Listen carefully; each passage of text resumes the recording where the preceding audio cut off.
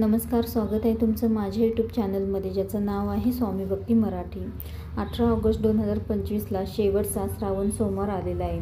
तर यावर्षी 4 श्रावणी सोमवार आले आहेत आणि ज्यांना 3 श्रावण सोमवारी कोणतीही सेवा करणं शक्य झालं नाही, तर त्यांनी उद्या भगवान शंकरांच्या जास्तीत जास्त सेवा करावी, उपासना करावी आणि नाही काही जास्त जमलं तर भगवान शिवांच्या शिवपिंडीवर कच्चं गाईचं दूध हे अर्पण तुम्ही करू शकता आणि यासोबतच ओम नमः शिवाय या मंत्राचा मंत्रजाप देखील करू शकता। तर महिनाभर रुद्राभिषेक करणं शक्य नाही झालं तर उद्या दिवसभरामध्ये केव्हाही तुम्ही आवर्जून रुद्राभिषेक हे करावे।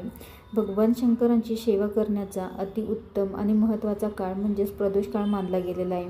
तर यावेळी तुम्हाला शक्य झालं तर यावेळी तुम्ही रुद्राभिषेक किंवा कोणतीही सेवा भगवान शिवांची करू शकता आणि यावेळी जर शक्य नसेल तर तुम्हाला जेव्हा शक्य होईल तेव्हा देखील तुम्ही सेवा आणि उपासनाही करू शकता।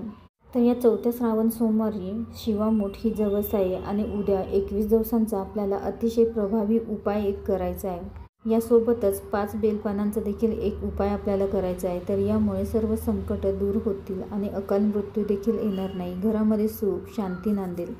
तर कोणते उपाय आपल्याला करायचे आहे हेच आपण या व्हिडिओमध्ये बघणार आहोत। तर व्हिडिओ स्किप न करता संपूर्ण बघा आणि जे कोणी नवीन असेल या चॅनलवरती तर सबस्क्राईब करा।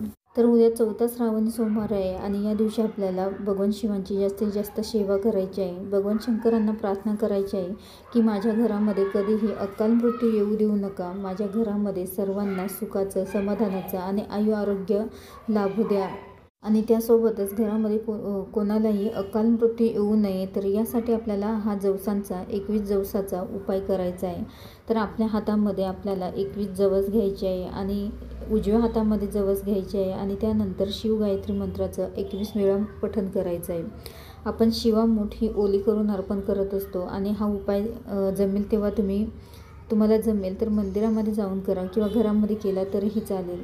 तर 21 जवस आपल्या उजव्या हातामध्ये घ्यायचे आहे आणि 21 वेळा शिव गायत्री मंत्राचं पठण करायचं आहे आणि त्यानंतर 21 वेळा हा मंत्र म्हणून झाल्यावरती भगवान शिवांना हे जवस आपल्याला अर्पण करायचे आहे। त्यानंतर भगवान शिवांना प्रार्थना करायची आहे की माझ्या घरामध्ये कधीही अकाल मृत्यू येऊ देऊ नको, घरामध्ये सुख समृद्धी येऊ दे, अशी भगवान शिवांना प्रार्थना करायची आहे। आणि शेवटच्या श्रावण सोमवार आहे आणि त्यामुळेच आवर्जून आपल्याला सेवा या करायच्या आहे। त्यानंतर आपल्याला 5 बेलपत्रांचा एक उपाय देखील करायचा आहे।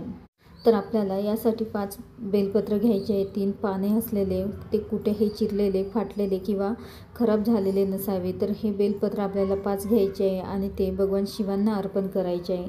बेलपत्र हे आपण कधीही पालथा अर्पण करत असतो तर त्याप्रमाणेच आपल्याला अर्पण करायचं आहे आणि हे अर्पण करत असताना शिवगायत्री मंत्राचं पठण करायचं आहे आणि हे शिवगायत्री मंत्राचं पठण करतच आपल्याला हे बेलपत्र शिवपिंडीवर अर्पण करायचं आहे। आणि त्यानंतर भगवान शिवांना प्रार्थना करायची आहे की तुमच्या ज्या काही अडचणी संकट असतील तर त्या दूर होण्यासाठी प्रार्थना करायची आहे आणि जास्तीत जास्त सेवा आपल्याला भगवान शिवांची उद्याच्या दिवशी करायची आहे।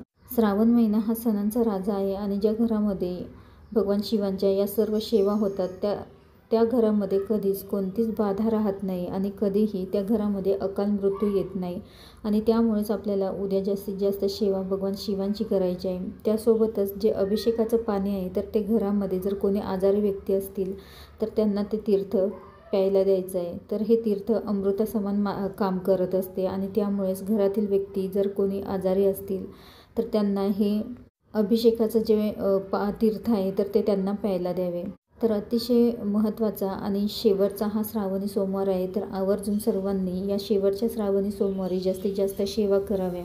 तर बघा, जन्म देण्याचं काम ब्रह्मदेवाचं आहे आणि पालन पोषणाचं काम हे भगवान विष्णूंचं आणि मोक्ष मिळवून देण्याचं काम हे भगवान शिवांचं आहे आणि आपल्याला मोक्ष प्राप्तीसाठी भगवान शिवांची जास्तीत जास्त सेवा करायची आहे।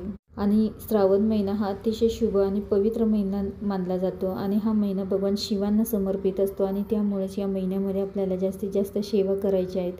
तर ज्यांना कोणाला 3 श्रावण सोमवारी कोणतीही सेवा करणं शक्य झालं नसेल तर त्यांनी या शेवटच्या श्रावण सोमवारी आवर्जून जास्तीत जास्त सेवा करावी। व्हिडिओ आवडला असेल तर लाईक करा, कमेंट करा, शेअर करा आणि सबस्क्राईब करा। श्री स्वामी समर्थ।